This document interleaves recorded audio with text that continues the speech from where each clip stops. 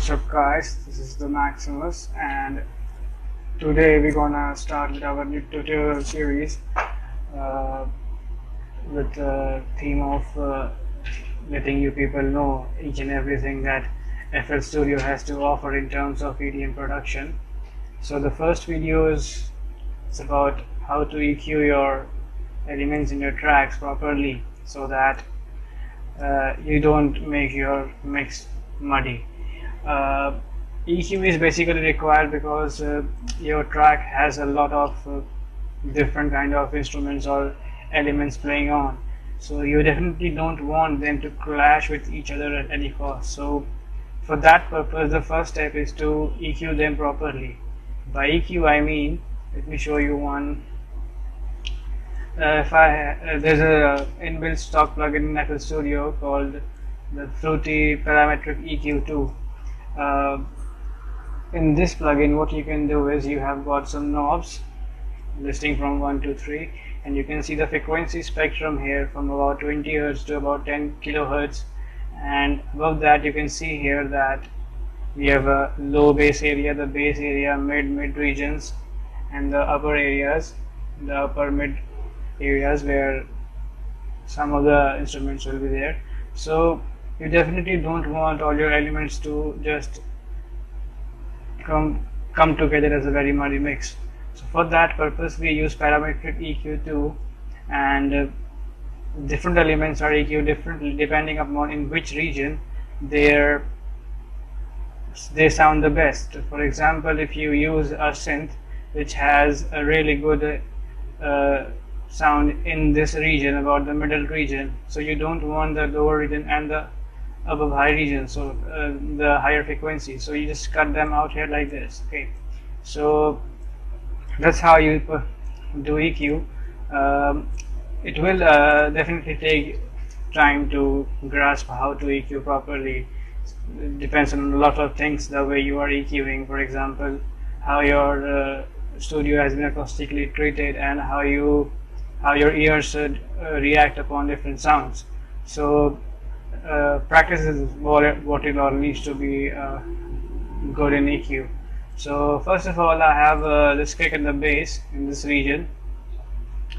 This is the Kashmir kick 3 in the E key, and I have a top kick here, and above that I have a bass, and I will show you how you can EQ your kick so that it does. For example, now let me show you this on number 1. So I have already done the EQing part here. So if I make you listen to the kick only, you definitely don't want your kick to sound in this region because it will be covered by your organic instruments, your synths, your main leads, etc. So you don't want the kick to interfere in that region. And also since kick relies in this region, the kick, the bass, the lower bass region, so you must see where if you can boost the level of frequencies up in about 20 to 50 Hertz so that it gets more punchier. Let me show you what I'm talking about.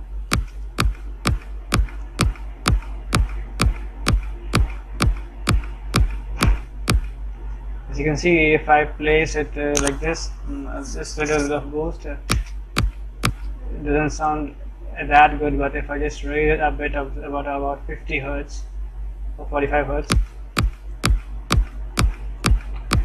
I really get that punchy here. If you want, you can just raise this region also, just to make it more punchier, but you can obviously do a very different things also, like using camel crusher or compressing it like big tight so that it matches the bass.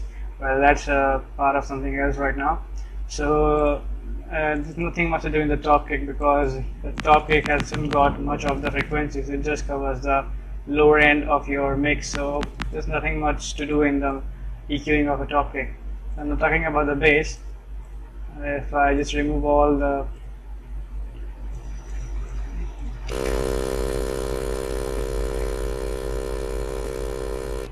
So this is my bass, and if I let you see, let me do it again. Actually, I had done everything before starting this video, so I know what I need to tell you. So if I see,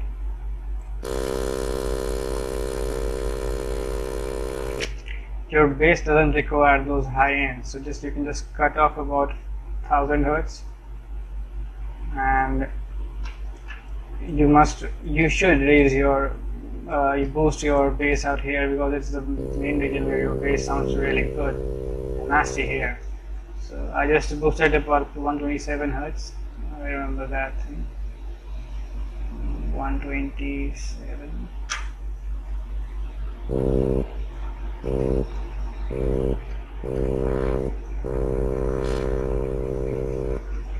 So it depends upon the track also how you want your bass to sound. And this, for example, I require some of the middle regions too for good sounding bass right now, to make it mix more with the kick.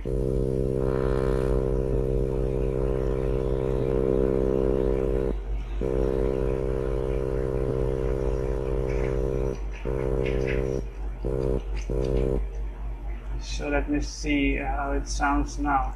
I just use the kickstart and the tape stop so as to get a more good effect out here.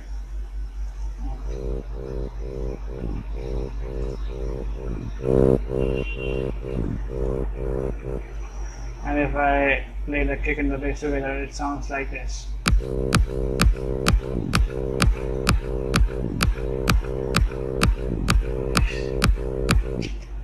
So you can see that you can definitely do several other things to make your kick and bass mix better.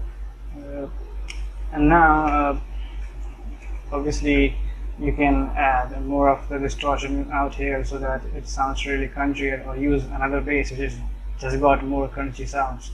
So now talking about I'm not talking about the synths that you will use in the breakdown. I'm talking about the organic instruments that are played inside the breakdown area, or most progressive house tracks do have such kind of things. For example, I have this Nexus piano.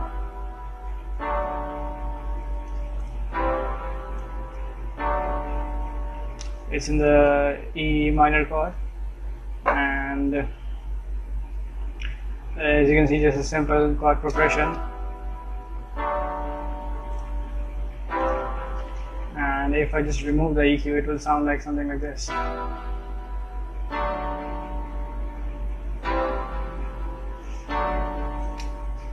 Although it sounds really good out here, but you don't want your piano to sound or clash with your another instrument, is violin.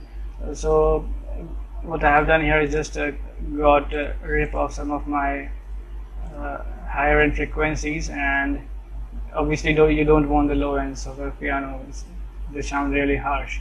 Also I just boosted up here about at 650 Hertz, so that it gets a good region and good amount of power in the middle region. So it sounds like this right now.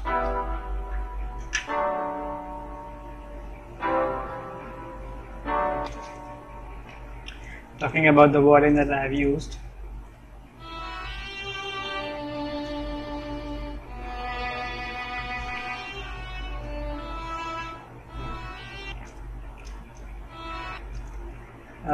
in the violin part, as you can see, I have done a rigorous EQing. What I mean by rigorous EQing is that you definitely have to remove those low areas of organic instrument. You don't want that. And by rigorous EQing, I mean that I have just looked out at the frequencies which are not sounding really good out in this region, about 1000 to 2000 Hertz. So I just removed them and made it a lower value. How can you do that? Is like, if you just have this kind of knob, just pick it up and you use the scroll button, and then you can make it up or down. We'll see this. And if I play this thing,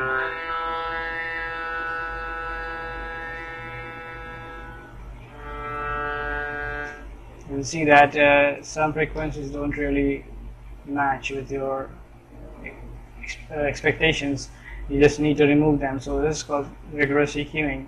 Also, if you just it's not a bit really good thing. It's just like if you cut out the low end, you get the high pass and the low cut, and if you cut out the high ends, it's known as the low pass or the high cut. It's a simple thing. Let me show you how it sounds with the piano and the violin together.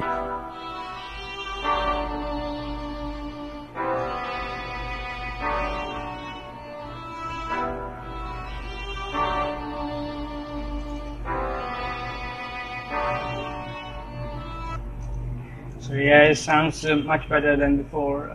Now I come to the drop part where I have a lot of things going on right here. You can see there's a different kick playing out here. There's claps. There is a drop melody. Sounds like this.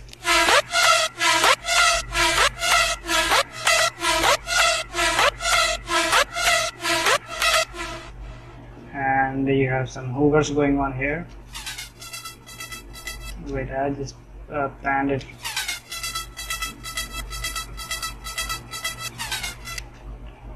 Also, I have got some of the loops, so because I don't really have time to make one of mine,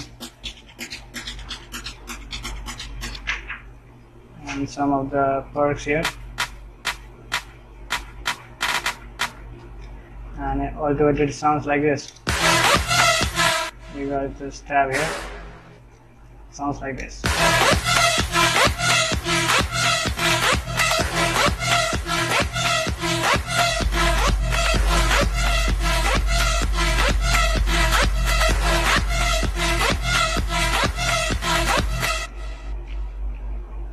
In terms of a drop, I haven't used anything right now. I haven't used any kind of effects except EQ and the kickstart. Though I have just boosted some of the frequencies out here. You can see I used 3 synths for my 3 leads for my drop.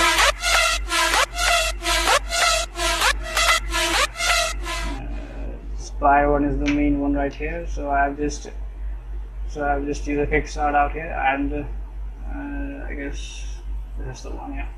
I just again I just cut out the low ends and removed the frequencies which I really required, about 680 Hz and about 180 Hz, 5180 Hz. So I just removed them and boosted a little bit of the highs at about 800 Hz, and just cut out the low ends right here. The second lead is basically Hardwell Pack Warriors. It doesn't require a lot of things right here. I didn't require this high end because I already had the high end from my first lead, so I just removed the high ends and also the low ends so that it sounds good in the mid region. Remember one thing: if you are using different leads for your drop, make sure that your leads don't clash with each other. They occupy their space properly. Definitely there will be some leads which will be clashing at some of the frequencies. You need to do rigorous EQing there, so that's to make them sound much better. The third lead is basically a saw lead.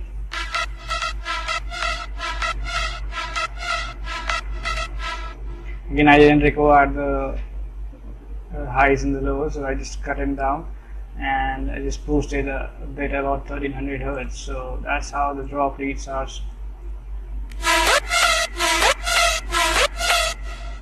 And talking about the clap, wait, I have done some of the panning because they wasn't sounding really good altogether. Except, so you can see there are many things you can do to make your sounds fit into your track.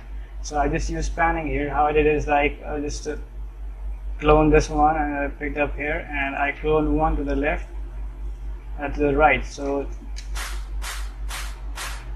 I have the room for my leads so that they sound complete.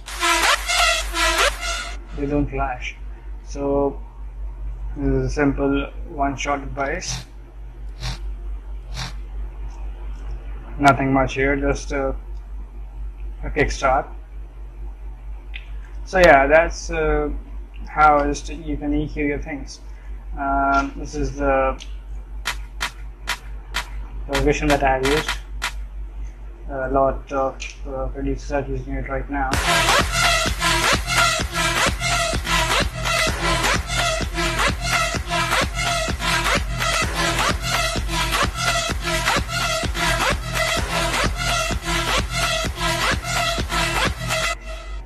So yeah, that's it about the EQing part, and let us know in the comments what you think about the EQing that we have showed you up here, and do let us know what you want to see in our next episode. So have a nice day. Thanks.